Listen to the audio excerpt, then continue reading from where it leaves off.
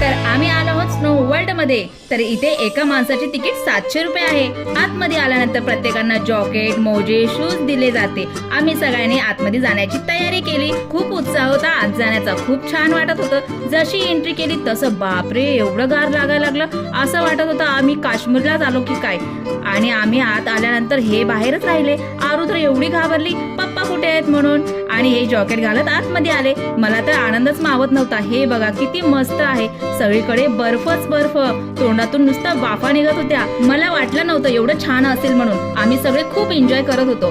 काश्मीरला जाण्याची मजा मिळाली। आरू मयुरेश तर खूपच खुश झाले। एवढं गार लागत होतं की काय सांगू, मी तर खूपच एन्जॉय केला। इतकी मजा तर कुठेच नाही केली। आरू तर बघा बर्फामध्ये कशी गाडी गाडी खेळते। इथे स्लायडिंग करायची होती, मी पण केली, पण व्हिडिओ काढता नाही आला। खूप डेंजर आहे स्लायडिंग। मजा तर खूप आली, पण खूप भीती वाटत होती पडायची। आम्ही बर्फामध्ये खूप खेळलो, खूप थंडी वाजत होती, म्हणून या हाऊस मध्ये येऊन बसलो। माझ्यापेक्षा जास्त थंडी तर या तिघांना लागत होती। मयुरेशची तर हालतच खराब झाली होती, थंडीने सगळ्यांची नाक लाल झाली होती।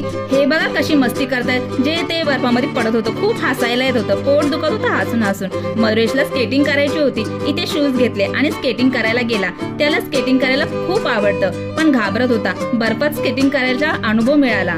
1 तास आतमध्ये कसा गेला कळालंच नाही, पण खरंच खूप एन्जॉय केला आम्ही सगळ्यांनी। इथे पैसे वसूल झाले आमचे।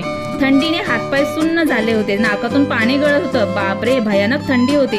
कसे राहत असतील काश्मीरला लोक काय माहिती। आम्ही बाहेर आलो आणि जॉकेट, शूज, मोजे काढले, फ्रेश होऊन निघालो। तर कसा वाटला आजचा मिनी ब्लॉग कमेंट करून नक्की सांगा। बाय।